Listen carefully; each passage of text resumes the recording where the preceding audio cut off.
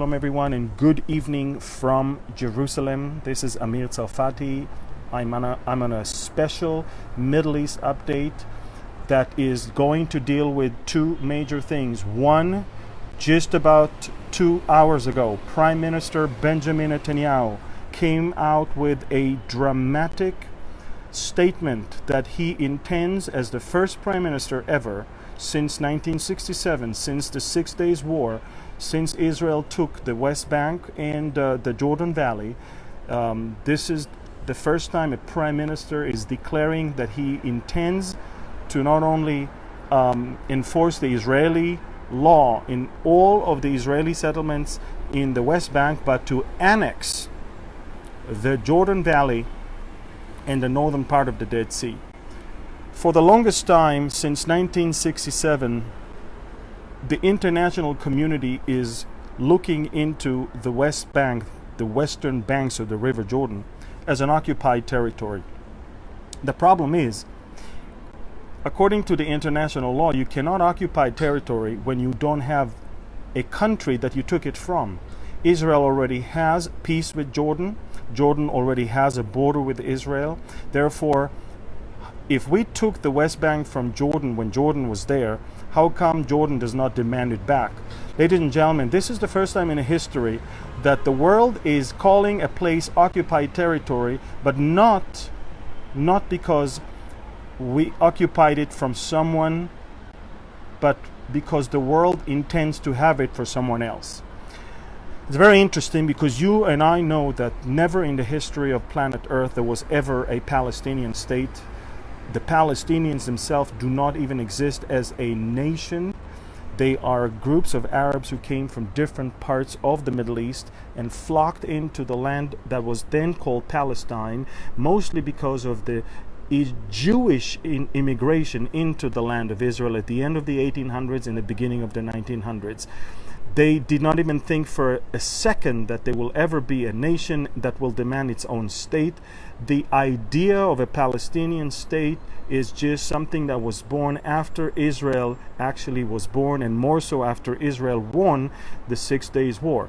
The Palestinians did not demand a Palestinian state when Jordan controlled the West Bank, but suddenly when Israel took it, now in order to fight the Zionist entity, we need to underwrite our rights to have our own state. And the world fell for it, and the deception continued.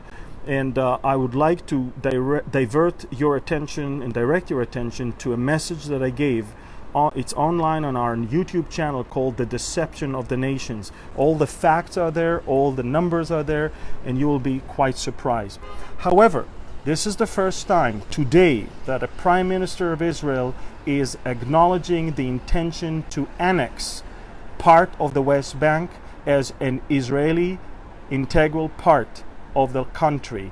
We did so when it came to the Golan Heights in December of 1981, and it took us 38 years until America acknowledged the Golan Heights as Israeli territory. That was a remarkable victory for Prime Minister Netanyahu, a great statesmanship of a great politician and a very great statesman. And what we are watching right now is the preparation of Netanyahu for the day after the elections, when President Donald Trump will release the deal of the century. Israel wants to make sure that any future agreement with the Palestinians will never include them controlling any border with any Arab country such as Jordan. And therefore Israel is intending to annex the Jordan Valley and the northern part of the Dead Sea. Folks, it's not like we're not there. It's not like we don't control the place. We are there. We control the place. But on the paper, as far as the international community is concerned, this is an occupied territory. Although, again, it's against the international law because we didn't occupy it from any other country.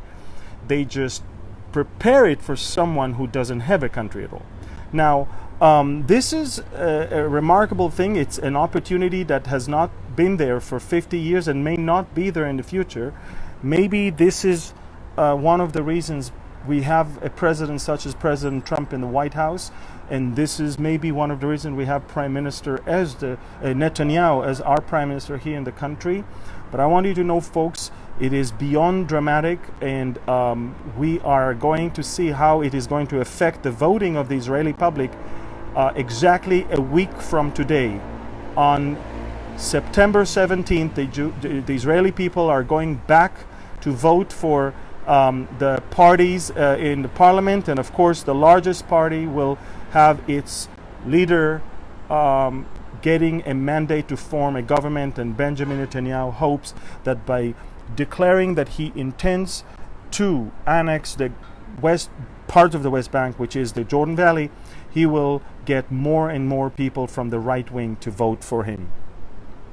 I would like also to tell you, folks, that Netanyahu said that he would have never said these things without a full collaboration with the White House. And I want you to know that I believe that he did speak to President Trump before he came out and declared that that's his intention. If you guys followed me for the last year or 2 years regarding the deal of the century, I've said more than once that the deal of the century is not going to give Jerusalem to the Palestinians. It's not going to give borders with other countries to the Palestinians. It's certainly not going to cause them to bring millions of refugees from other countries to our country. The deal of the century is predominantly causing the Palestinians to understand that in their current situation, their life can be much better if they only took care of their own people now in their current situation and not dream of things that will never come true. In fact, we know that there is a sobering up among the Palestinians by the number of people that are leaving the West Bank and Gaza every month to either Egypt and Turkey or straight to Europe or America, because they understand their dream to kick the Jews out and to establish a Palestinian state as in all over what they call Palestine is never going to happen.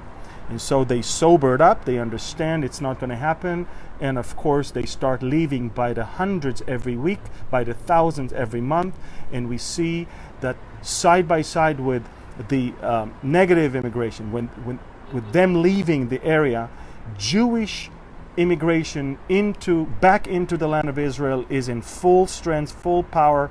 People come from France, people come from Britain, people come all across Europe, people even come from America, realizing that the safest place for the Jewish people, probably the most prosperous place they can find right now, is the land of Israel, is the state of Israel, and that's where they belong. Now, I would like to also inform you, folks, that in the last 48 hours, Israel struck twice in Iraq. The first strike took place hours after I was done with my Middle East update on Sunday evening here in Israel. I gave it from the Sea of Galilee. Israel struck the border town of Abu Kamal, which is part of the Iranian grand plan for a land bridge all the way from Tehran across Iran, across Iraq, into Syria, and of course to the Mediterranean, and of course by doing so getting closer and closer to Israel, and for their fantasy to destroy us and annihilate us.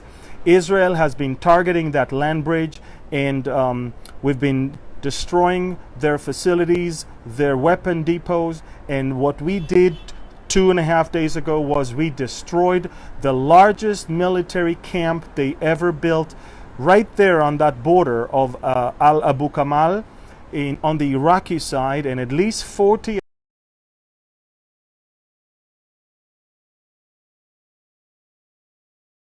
I am very, very sorry, but the internet connection cut off. Not sure why.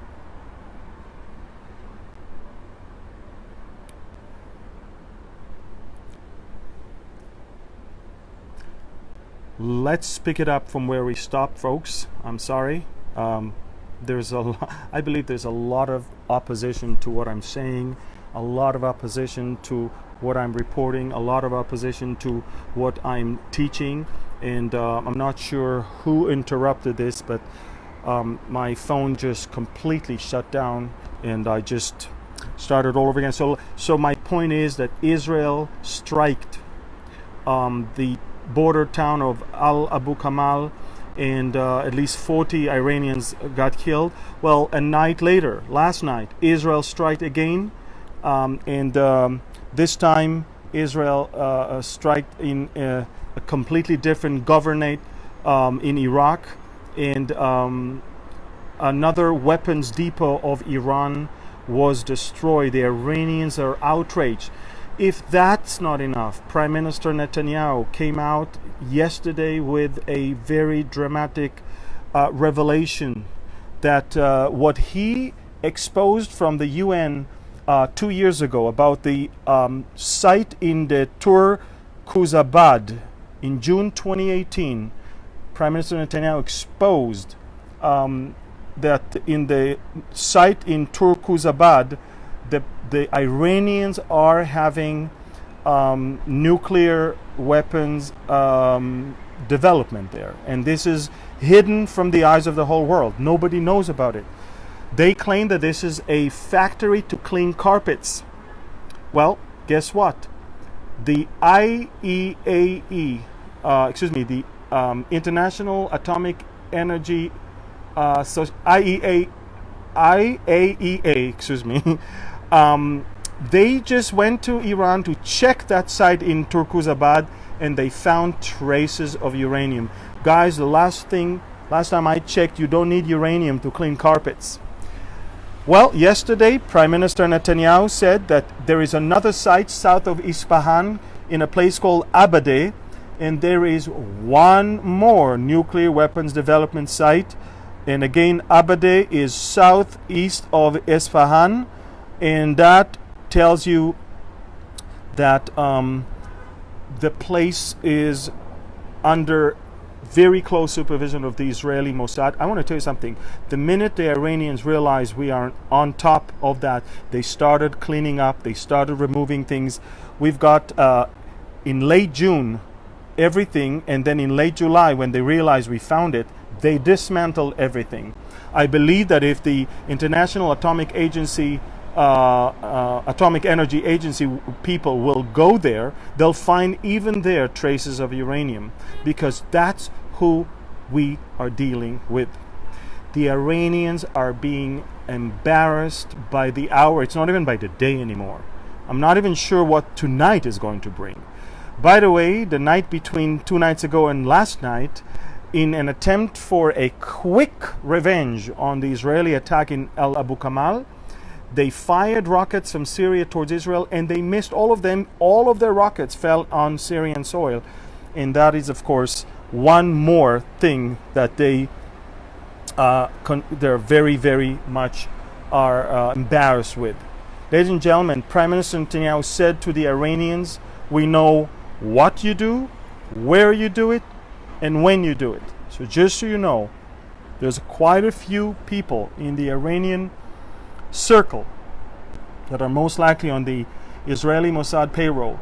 And the Iranians are so embarrassed because people from the innermost circles are actually tipping information to the Israeli Mossad and to the Israeli secret services, and we understand what's going on there. Now, of course, the minute they realize somebody leaked information, they start immediately with their covering up. But as it was in the site of Turkuzabad in June of 2018, now in July of 2019 in Abadeh, they are doing the same thing. They found out that we know, and they immediately covered up and started clearing up the site.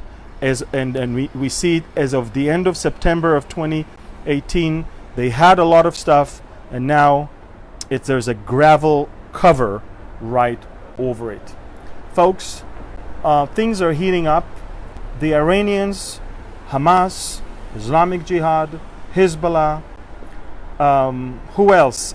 Turkey, Sudan, Libya, and of course I believe other countries, they do not want Prime Minister Netanyahu to win the elections. And they're going to try and do whatever it takes to embarrass him towards the last few days before the elections. We pray and hope that they will not succeed. But I do want to tell you that more than ever before, you have to pray, not just for the peace of Jerusalem, but for the safety and the security of Israel, and to give us more and more wisdom and discernment to find out who is doing what and where, and destroy it before they get to do so. So, again, that was a quick Middle East update regarding the dramatic declaration of Prime Minister Netanyahu regarding his intention to annex the Golan Heights, to annex the Jordan Valley. And of course, I also reported on the last 2 Israeli strikes within Iraqi soil on Iranian targets, their attempt to revenge it, and one more unveiling of yet another nuclear site that was hidden from the whole world, especially from the International Atomic Energy Association or agency. And now Israel is just putting things on the table and saying to the whole world, look, before they cover up everything, you better go and find for yourself that even there, not only in Turkazabad, but also in Abadin, go and find traces of uranium. Folks, as I said before, they do not clean carpets in those places. They are not selling fruits in those places. They are not preparing, some sort of,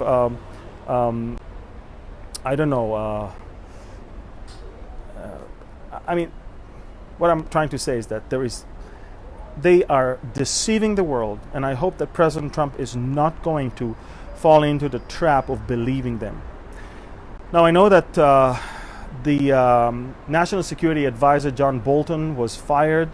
Some say that he actually submitted his resignation and President Trump accepted it. In other reports, it says that President Trump fired him. The disagreement between the two of them was over the intention of President Trump to host leaders of the Taliban at Camp David for peace talks, and of course to advance some of the peace in Afghanistan. I'm not sure if President Rouhani and President Trump are going to meet in light of the new revelations.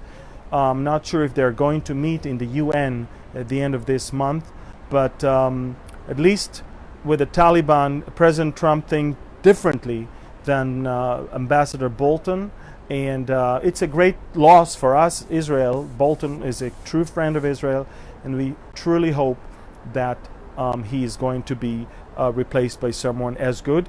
I also want to tell you that Jason Greenblatt, the envoy for peace in Middle East, also stepped down, and we know that a 30-year-old Jewish guy, a good friend of Jared Kushner, is now filling up his place, and time will tell if this guy is as talented as Greenblatt was or not. All I know is right after the elections in Israel, things are going to heat up as the deal of the century is going to be on the table. And make no mistake, the Palestinians already rejected it. They're not interested in it. And of course, we're going to see some interesting attempts on both sides to gain more and more territory and to gain more and more sympathy and to gain more and more points. And this is why Netanyahu is very, very strictly announcing that Israel not only that is not going to allow Palestinian sovereignty along any border, but is actually seeking for annexation of those parts to the state of Israel, so that will be out of the question. This is it, folks. That's the short update. I hope you guys understand what really happened today. Dramatic, historic. By all means, first time ever an Israeli Prime Minister is talking about annexation of parts of the West Bank. Let's see if it's going to help Netanyahu in the elections. I'm not sure. It's going to be a very tough fight for him to win the 61 seats in the parliament that will enable him to form a government. But time will tell, folks. All we need, as I said in the last update, is to pray that the people will vote for the right leader and not kick just because they grew fat, and they are spoiled, and it's too good for them. I read from Deuteronomy 32, the Song of Moses, and how Israel had it so well and so good that they start looking into other gods and other things. And as Jeshurun, one of the names of Israel, as he grew fat, he started kicking. That's what the Bible says. It's actually a poetic way to describe how people, when everything is too good, they actually getting too spoiled, and they want something else. They want something different.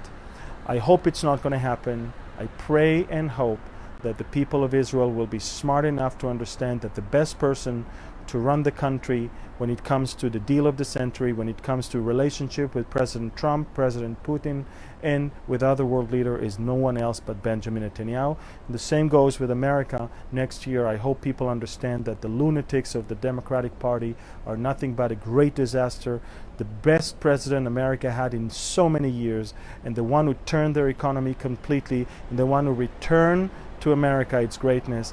I hope and pray that the American people will be smart enough to re-elect President Trump. Thank you again. God bless you, and shalom from Jerusalem. Bye-bye.